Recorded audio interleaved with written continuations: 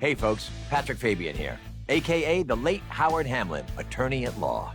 Welcome to Show Me More, a behind-the-scenes look at how cast and crew created your favorite AMC shows, including the final episodes of one of my favorites, Better Call Saul.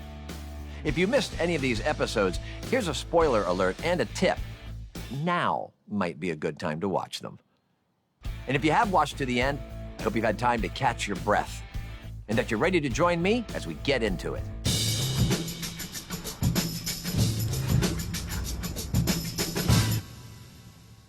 While Howard's role in the last half of season 6 was a limited, though challenging role for me, non-speaking, non-moving, for most of it, I got to sit back and watch like you, as a fan. And I bet we went into part 2 with the same questions. How will the Saul story get us to Breaking Bad? What's gonna happen to Kim Wexler and to Jimmy and Kim? Where's Gene? Will we really see Walt and Jesse again? And hey, what's gonna happen to Kim? We got answers to all of this and more. Showrunner Peter Gould and his Better Call Saul co-creator Vince Gilligan teamed with our extraordinary writers, cast, and crew to take us on an amazing journey in these final episodes as the series wrapped up and the worlds of Better Call Saul and Breaking Bad came together. The first part of season 6 ended with a huge cliffhanger after Lalo shoots poor Howard. It still hurts. Some advice from my fellow actors on playing a corpse. If possible, die with your mouth and eyes closed. You'll thank me for this. Jimmy and Kim feel responsible, because they are. And though they survive Lalo, their relationship doesn't. Lalo doesn't survive either, as Gus manages to take him out without Mike, who's left to clean things up. Easy. Kim leaves the law and Albuquerque for Florida, where she lives a different, quieter life. Meanwhile, we see Jimmy go full Saul. All right, let justice be done, though the heavens fall. And Gene, too. Gene manages to scam half of Omaha before he gets caught. Kim comes clean, finally, for what she did to Howard and urges her ex to do the same. It takes a while, and even some appearances from Walt, Jesse, and others from his past, but in the end, Saul Goodman does confess his sins and goes to prison as Jimmy McGill. Oh, and we can all breathe a sigh of relief for Kim. Her life might be a little less, shall we say, eventful than it was with Jimmy, but she's okay. Now, after Kim left Jimmy, the Saul Goodman we know and mostly love from Breaking Bad fully emerged. The clothes, the comb-over, the office, everything that Bob Odenkirk stepped into to portray Saul with inimitable flair and style. This took teamwork and the talents of people like costume designer Jennifer Bryan, who goes back to season 1 of Breaking Bad, and production designer Denise Pizzini, who created and recreated some iconic Saul sets. Take a look. What do you think? About what?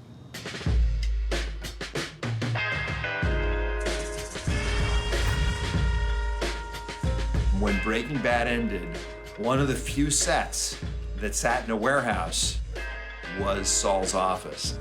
Recreating the Saul office was a really critical aspect of the season. It tells us that we've arrived at this point in time. Let's go. Lay it on me.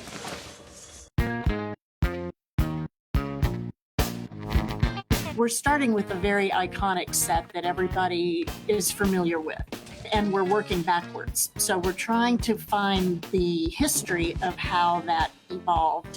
Whoa, hold up. The beginning phase, he goes in, he sets up his little table. Think of it this way. Half the work.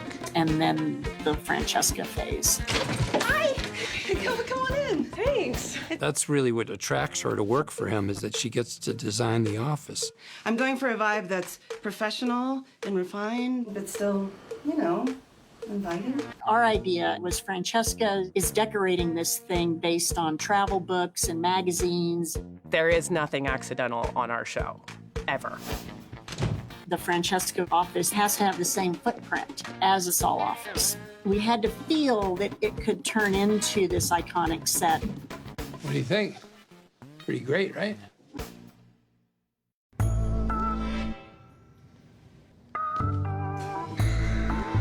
From the beginning, we always asked ourselves, where does Saul actually live? And more we got to know the guy and understand him, we started realizing this is somebody who lives as Saul 24/7. Breakfast bar, go ahead, take one. The vibe was somewhere between Vegas and Versace. The gold wallpaper, the marble, the golden toilet on a pedestal. It's a little bit like looking inside this guy's id. Maybe my favorite is Saul's closet, because you've always wondered, or at least I have, where does he keep all these clothes? This is the only piece of set dressing I kept from Better Call Saul. It's this fantastic medallion made by our brilliant art department, and it's just one of the zillions of great details that are in Saul's house. Everything for him is a vibrance. I literally have a rainbow palette, almost like a ladder of color for him. Feed me, what do we got? So I had his costume looks arc up to that stereotype that he thought would pull his types of clients in. Jennifer in the costume department is a big part of creating the character. What? All right, let justice be done, though the heavens fall.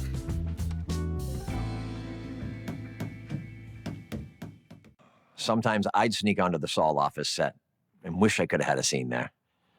I'm a big Jonathan Banks fan, going back to Breaking Bad and all he did with Mike Emmertrout. So as we got to know each other on Better Call Saul, I said to him, I really hope Mike and Howard get to have a scene together someday. And he said to me, no, you don't, Patrick. You don't want a scene with me. Turns out he was right. But I think his warning applied even more to being in a scene with Tony Dalton, who made Lalo Salamanca as charming and charismatic as he was terrifying. I mean, Lalo even scared Gus Fring, something Giancarlo Esposito vividly captured during their mano-a-mano showdown. And yes, it is pronounced Esposito. Anyways, as we saw, Howard's first scene with Lalo didn't go so well for him, but getting to work with Tony, that was great. Why did Lalo send you? He wanted to send my husband. But my husband talked him out of it. He talked Lalo out of it. When we were making Breaking Bad, Gustavo Fring was, call him what you will, he was the devil, he was Einstein, he was the smartest guy on that show. Here we are now years later in Better Call Saul, and he is being basically stalked by a guy who may indeed be more clever still. I feel like Lalo is a worthy opponent because Lalo is so loose and so unafraid of death. And you see that in both of these characters. Gus Fring, for him, is just a guy he's got to kill, you know? As an actor, I wish I could have been the one that took Lalo out. I was really looking forward to that. And I thought that's probably where it would go. It didn't. You done? No. Not yet.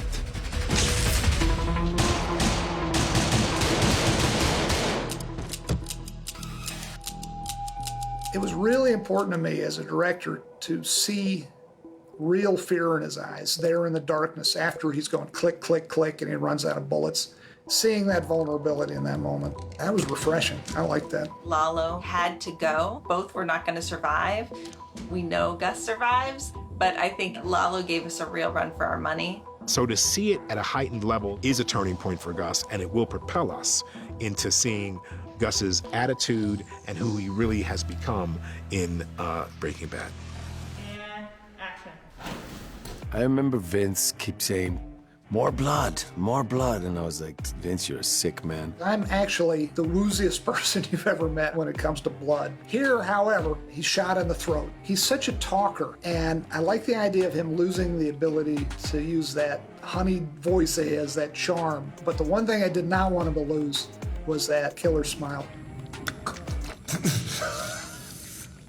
I had described the character's death, that he takes one last ugly breath and dies, and he said, ugly? Look at me. Ugly? I think that they just decided that We needed to get the handsome people out of here. It's not helping. It's not going to be good. You know, the show was going fine. Things were smooth along. I got new suits and everything, and then you showed up. One of the most exciting moments in the writer's room this last season for me was when we came up with the idea of the characters of Lalo and Howard Hamlin being buried beneath the concrete floor of the Superlab. And yet, when it comes to directing actors whom you really like and respect and telling them, can you just lie here and play dead? I felt guilty asking them to do that. Actually, dying there, it's kind of like, wow, okay. So that's where Lalo's buried, man. You know, I never in my wildest dreams would have thought that. It just enriches Breaking Bad after the fact in a way that I find quite thrilling. I think you're the best bad guy I've ever worked with. I had no idea Lalo Salamanca was going to be the character that he turned out to be. His mere existence is a result of basically a throwaway line in the first episode that Saul Goodman ever appears in Breaking Bad. Lalo didn't send you? No, Lalo?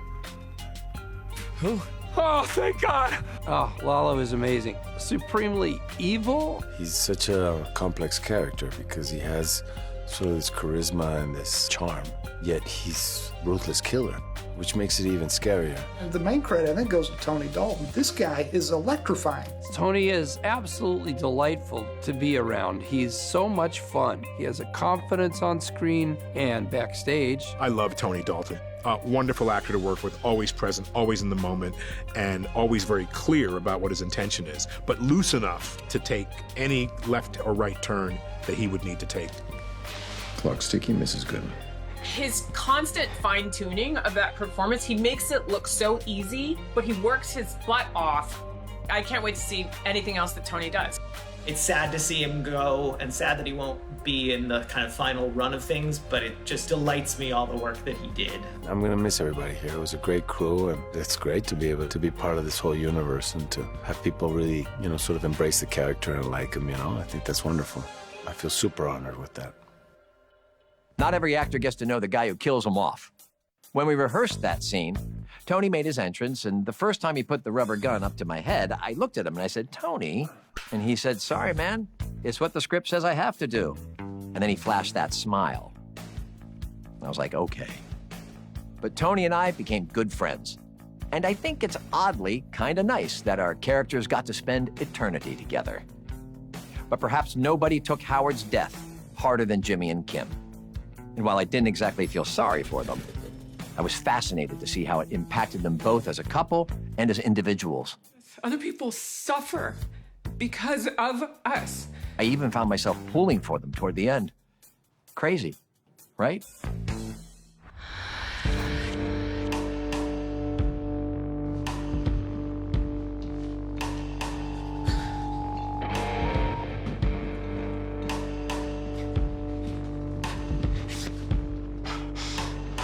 Things do not look good for Kim and Jimmy after Howard gets shot.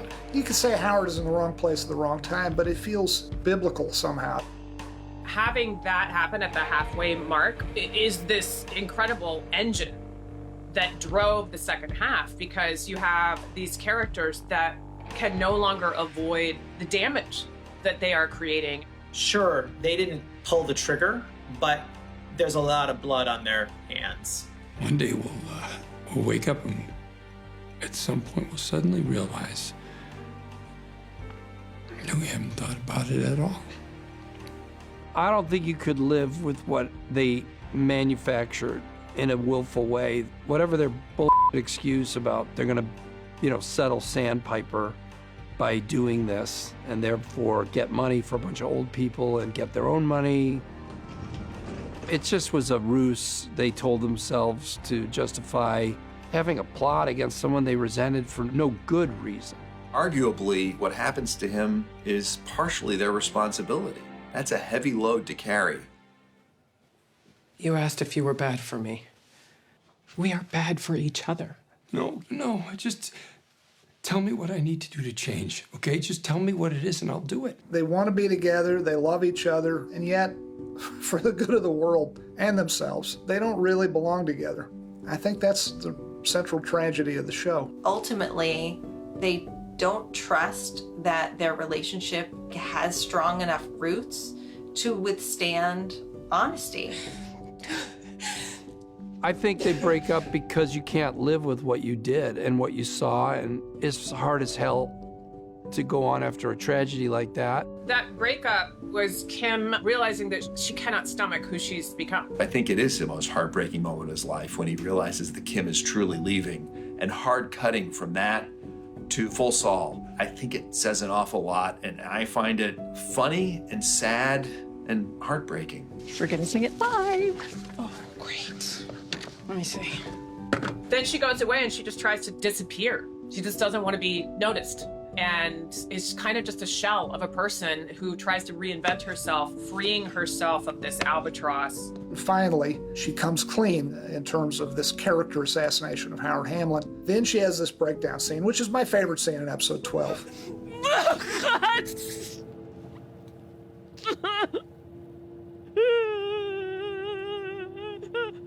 The way she breaks down, I was awestruck. I got to ride along on the bus, and it was electrifying, just as it is when you watch the finished scene.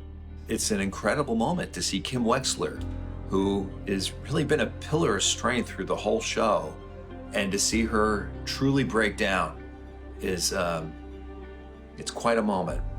You should turn yourself in. I think there is love when she tells him you got to turn yourself in. I know you. You can't just live with this. There is a truer you than that, is I think how she felt. Fact is, Walter White couldn't have done it without me. Jimmy finally giving up Saul and returning to Jimmy, I think tells us so much. I don't know if it's redemption, it's just acceptance. Acceptance of what they've done, of where they've ended up, and I think some kind of acceptance of we have a partnership that the universe decided we have. Whether that means Kim visits him once a year, I think it's not much, but it's something. I think they've come to a place where they understand each other in a way that's kind of wonderful. I want them to live happily ever after, but it's just not meant to be, and the closest version we could get to that in the final episode, the most truthful version of that was we see they still love each other on some level. I think for me personally, this version is more satisfying, even if it makes me sad sometimes. 86 years. With good behavior? Who knows?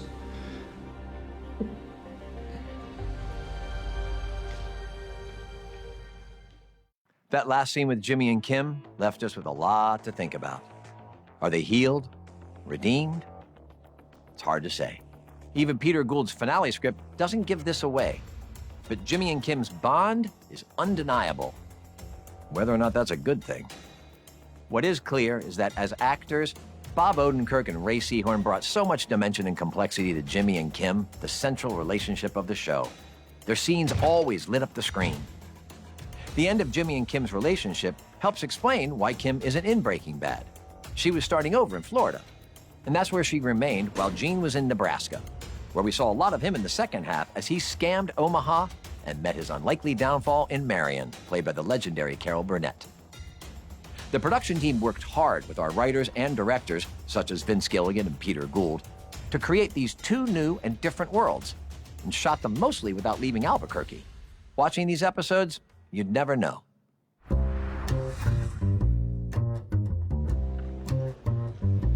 Here you go, ma'am.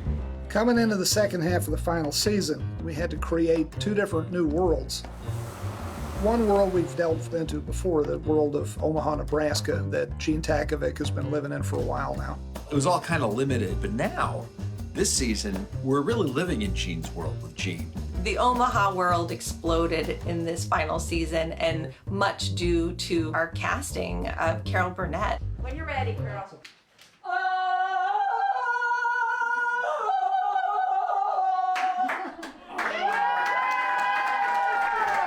Geez, working with Carol Burnett was the greatest thing ever. I just love her, and I grew to love her more. Her spirit is what brought her to the level of success she had, which is massive. If you'd told me back in the 70s when I was watching the Carol Burnett show with my mom, I'd be writing for her and directing her, man, I can't even, she is such a living legend. This has been a highlight of my life. Jeffy, this is Mr. Takovic. Call me Gene. We didn't shoot a frame in Omaha. We shot it all in Albuquerque. There is a challenge involved with that because Albuquerque does not look a whole lot like Omaha, Nebraska. We had a company put down fake snow for us. And you're standing out there amongst all this fake snow, and very quickly your brain computes that it's real snow, and it makes you feel about 20 degrees colder than you already do. The trickiest thing for us to find was Marion's house. We had to find a real location that worked for the exterior and that had this sort of back garage. We did find Marion's house. It's in a part of town that's been home to a lot of different houses on both shows. In fact, Jesse's parents' house is right up the street. The exterior, of course, is location, and some of the interior is location also, but the kitchen was all built, and that's a set. We wanted to make sure we felt like we were going back in time with the set decoration. I'm looking at the stove and the phone, knickknacks, cookie jars, and there's a clock on the wall that my mom is gonna love. It's a bird clock. It's got 12 different birds, and on the hour it has a different bird call. So many appliances back of that era were avocado color. I'm glad we shot the whole thing in black and white, but you lose some of that detail of color. Action. Black and white helped us in a lot of cases, and it was a little challenging in some other cases. All of us in the show sort of like, oh my gosh, you'd have to consciously look at something and go, how is that going to look in black and white? You want to be sure that there's enough contrast within the colors. So what I would do is I did a whole series of samples of different tones of colors, and then I would shoot them in black and white. And it was kind of amazing, like yellow just becomes the same as this medium gray. And also adding textures and patterns are really important as well. But the harder thing still is creating Florida. That was a new one for everybody. Florida, Florida, Florida. Why there? I guess it doesn't matter. Doesn't have to make sense. I wanted it to feel new and fresh, but a little soulless. So in Florida, even though it's black and white, I have shinier surfaces. We used a lighter palette for Florida. We built a lot of palm trees. We shipped a bunch from Los Angeles and a bunch of tropical plants. So we carried the Florida package with us everywhere. So everywhere we saw outside a window or something, we would put some of our tropical plants or put a palm tree in the background. And again, covering New Mexico.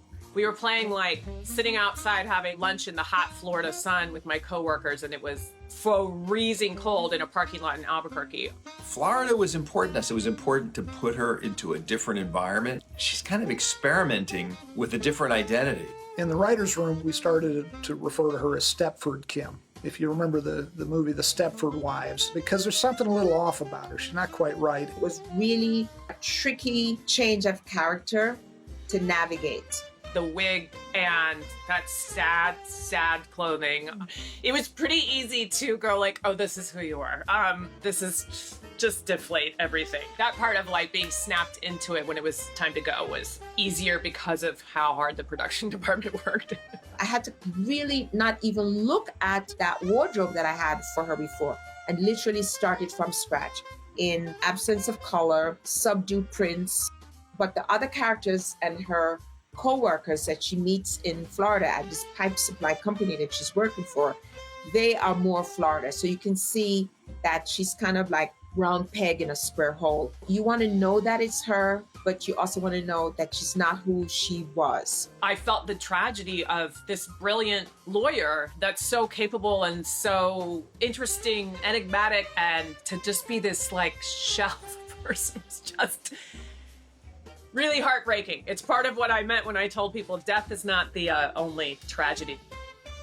It was great. Yeah, it was hard and great. If you ever need to substitute New Mexico for Florida or Nebraska, better call the Better Call Saul production team. Okay, maybe it was inevitable that we would see Walter White and Jesse Pinkman again, but there was nothing in any script I ever saw or even heard about that gave away their return. So I was as excited as you were to see Bryan Cranston and Aaron Paul in new scenes, together with Bob and Ray, filling in iconic moments, weaving the worlds of two shows into one, and giving everything just the right mix of depth, surprise, and humor. Habla, por favor. Yo soy abogado. Abogado, abogado. Oh. I don't think this is going to surprise our fans when I say that the idea of bringing back Walter White and Jesse Pinkman was with us from day one. Hello. This is so great to be back. To me, I've just kept shooting that show. I go to Albuquerque. We're on the same stages. There's even some of the same sets. And we go to locations where we went in Breaking Bad. I've just played this guy for 12 years. I don't know where they went. I haven't seen Breaking Bad in so many years since it really aired. I've never seen it. I hear it's good. Everyone's asked us, when are we going to see Walt and Jesse? Are we going to see Walt and Jesse? We love these characters as much as anybody does, but we wanted to get them in at the right moment. When we realized how their presence could deepen the story, we got very excited in the writer's room. Oh, no, no, no, no, no! No! It wasn't me! It was Ignacio! He's the one! But we didn't know if Ignacio or Lalo were ever going to show up in Breaking Bad. Right. Kind of glad they didn't. Revisiting one of the first scenes with Saul is super fun. Of course, for me, it's especially nostalgic because that scene is an extension of a scene that I wrote back in season 2 of Breaking Bad. When we slipped into my character's clothes, that's when I did it for me. Yeah. When I put on those khakis and I had the glasses and it was like, oh my God. It's happening. It was like it's coming back. Really brings things full circle to see what happened after Saul kind of he starts realizing who these guys really are. And of course, the sparks fly. If you cook the blue stuff, then that means you're Igor, and that makes you your Heisenberg. You watch this scene and it's fun seeing these guys together again, but you start to realize Walter White wouldn't fully have been Walter White without the aid and intervention of Saul Goodman. That allows you to see both shows in a slightly different light. Seeing Walt and Jesse does give you context for Jimmy's arc into Saul. You're reminded of who Saul was, and you're reminded of how far we've come in the story, and I think that's really important. I love seeing Jesse and Kim.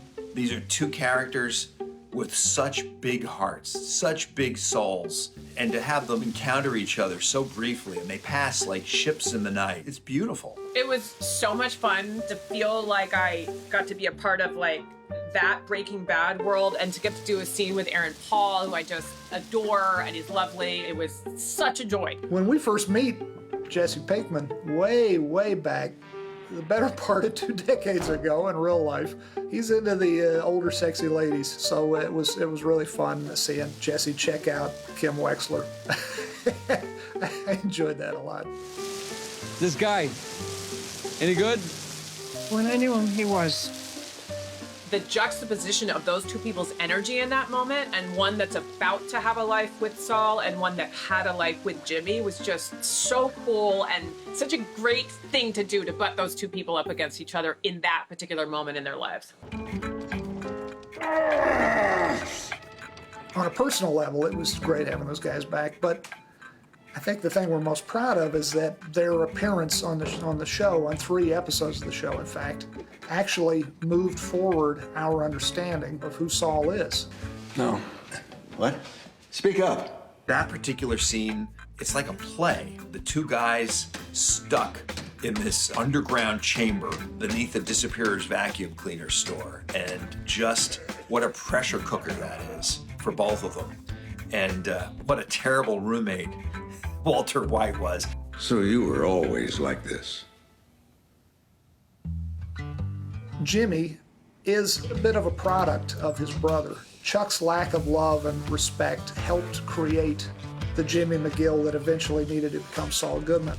He's realizing I had Chuck with his hand on my head holding me down, and now somehow I got Walter White, who did that to me. How the did I do that twice in one lifetime?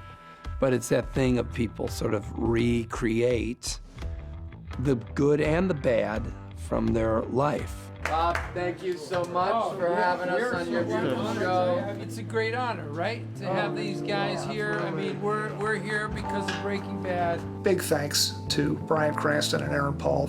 mean, these guys are like the two busiest guys in show business, and they made the time to come back and make it happen. It was just such a pleasure. It's great to see him again. We had so much fun. One more round of applause. Making those moments happen felt like time travel for all involved. It's a testament to both their skill and their ability to keep a secret that they did it so seamlessly. In fact, time travel was a major theme of this final season, and we got clued into that right at the start by showrunner Peter Gould, who also wrote the first episode of season 6, where we saw the H.G. Wells novel The Time Machine in Saul's house. The book was referenced throughout season 6. But why? First thing we do, take $6 million and build a time machine. H.G. Wells' book, The Time Machine, is not about changing your own past. It's about vast, titanic changes in humanity. Where would you go first, huh? You look like a history buff, right? Mike is the one who turns the question about a time machine into a question about regrets. Day I took my first bribe. And in this final episode, there are 3 flashbacks. My regrets.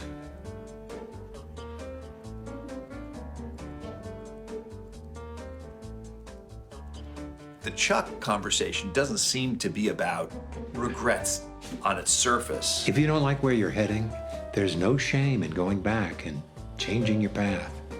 When have you ever changed your path? But you can see that Chuck is the one who's having regrets in the scene, at least in my book. We always end up having the same conversation, don't we? I'll see you tomorrow, Chuck.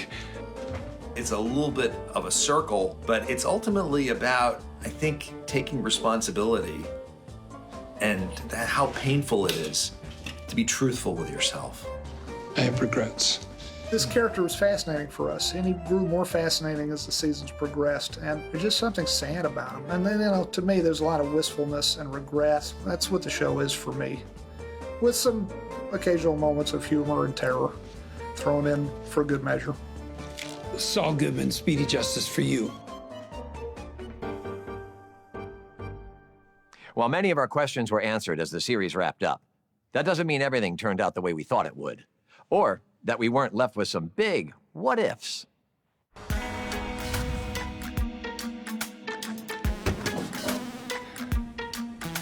This show, in particular, is a show about what could have been. Is there no other way, truly? What if Jimmy had never gone after the Kettlemans in episode 1? Here's Johnny! He wouldn't have brought him in contact with Nacho. He wouldn't have brought him in contact with Tuco. Good afternoon. What if Nacho, instead of trying to kill Tuco, had just left? Next. Yeah, he's fun, he's colorful as a bad guy, as a crooked lawyer, but he could have been a great lawyer.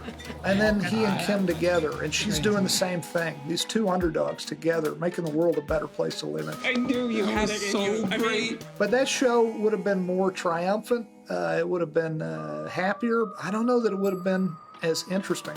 What if Howard does something terrible? What if Jimmy and Kim realize at some point that the scam was not worth it? It happens today. If she didn't make the U-turn. If she had gone to meet Cliff. Your character has a broken arm now. Here. So what does it say? You passed the bar? Yeah. What if Chuck had just brought Jimmy in as an associate? Are you proud of me? I think it would have been nice for Chuck to be like, hey, you're my brother. I'll give you a shot. Consider hiring me. As what? What if Jimmy didn't out his brother to the insurance person? My brother is sick. What if Jimmy hadn't lashed out like a petulant child and pretended to cry and do all the things that he did? He's making mistakes with his clients. He's mixing up numbers on important documents. It doesn't just make him lose a case or whatever. It makes him lose his sense of self. Everything there just tipped the dominoes toward Chuck's death. As bad as his brother treated him, you gotta know when to walk away from a bad person and not just try to beat them. I think my biggest surprise in the show is how much hope I have for the future of these people still. It's all good, man.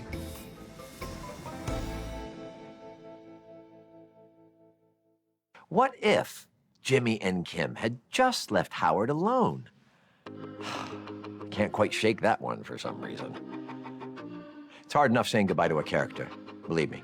But to say goodbye to a series, and one as special as Better Call Saul, the emotions can run pretty deep. I think Bob said it best. We did it all, he said. We checked off all the boxes of what it's like to come together as a group and make this wonderful piece of television that we're all so very, very proud of.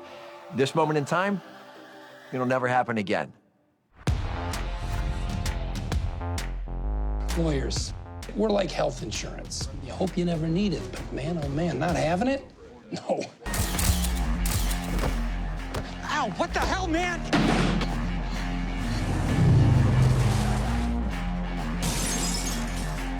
It's showtime, folks.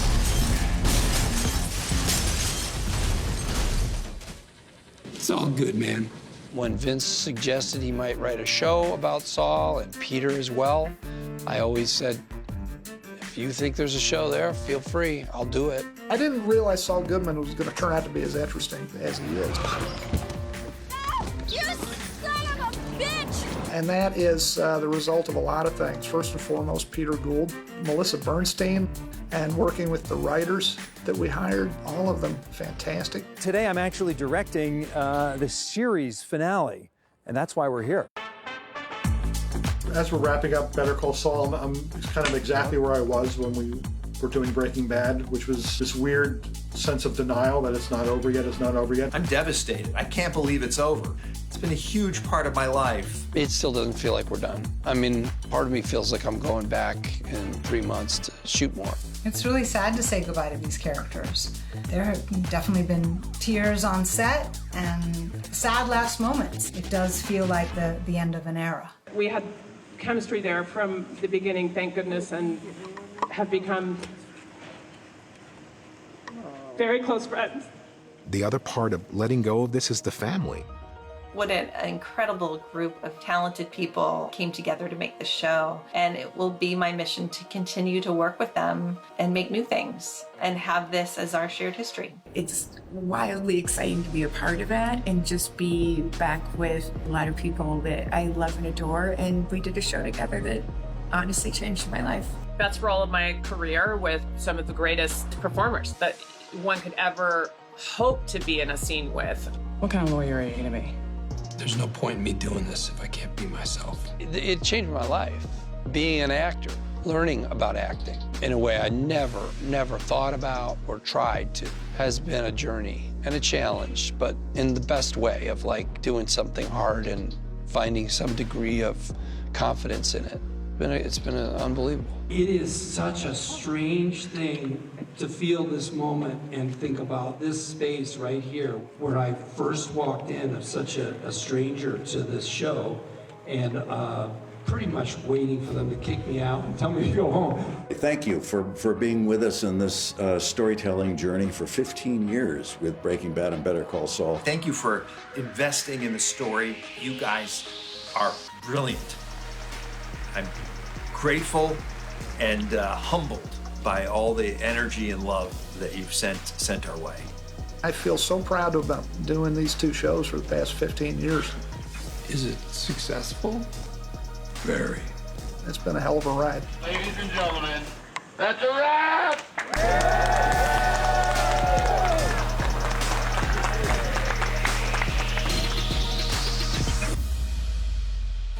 Thanks for watching Show Me More.